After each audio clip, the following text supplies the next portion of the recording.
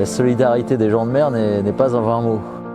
En mer, elle est totale parce qu'on sait qu'on doit notre survie aux marins. C'est une des raisons pour laquelle la course au large et les aventures maritimes sont belles. Ça existe et ça existera toujours.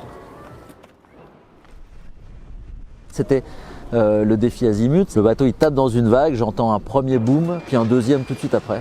Et là je sors, effectivement je vois le mât couché sur le pont et puis ensuite cassé et qui descend dans l'eau, quoi. Je me suis dit que voilà, il n'y aurait pas de Vendée Globe. On s'est retrouvé finalement tout de suite dans l'action. Il a fallu 30 heures pour rentrer et c'est là un peu que tout s'est mis en place.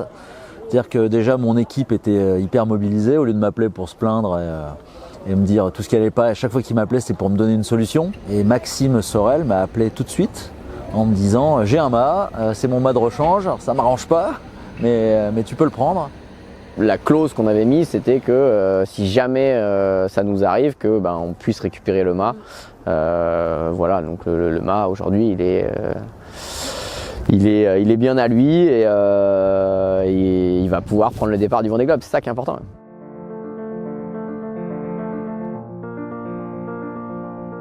Finalement, on a ouvert cette cagnotte Litchi et là, c'est incroyable ce qui s'est passé. Il y a eu plus de 1200 personnes. Je ne m'attendais pas à, je crois, aujourd'hui 140 000 euros, quoi. C'est fou, c'est un tiers du budget, quoi. J'ai été aidé par plein de skippers. Je sais qu'on a une solidarité des gens de mer. En mer, on le sait, hein, dès qu'il y a un problème, la course, elle s'arrête et on va aider l'autre. Mais à terre, avant le départ, je ne m'attendais pas à ça. Je me suis mis complètement dans sa peau et donc voilà, j'ai participé, mais c'est une goutte d'eau dans l'océan de l'argent qu'il doit trouver. Et voilà, non, c'était pas une question. Et j'avais envie, très égoïstement, qu'il soit là pour ce Vendée Globe-là, pour pouvoir causer avec lui.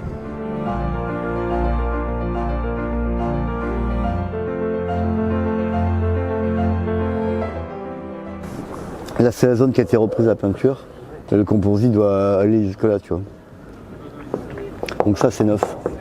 J'ai eu un problème sur mon bateau. J'avais un trou dans la coque suite à une collision avec un bateau de pêche.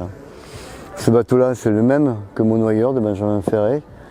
Du coup, avec les architectes, avec l'entreprise qui est venue réparer le bateau, ils m'ont dit l'idéal, c'est qu'on puisse faire un moule sur le même bateau, sur le bateau de Benjamin Ferré.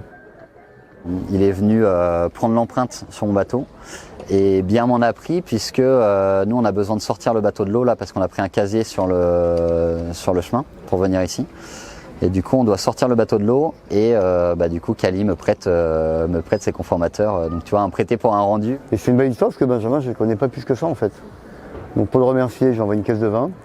Et lui, pour me remercier, il va me faire une dédicace de son livre. Donc ça, c'est pour la petite blague, mais pour montrer que c'est vraiment chouette.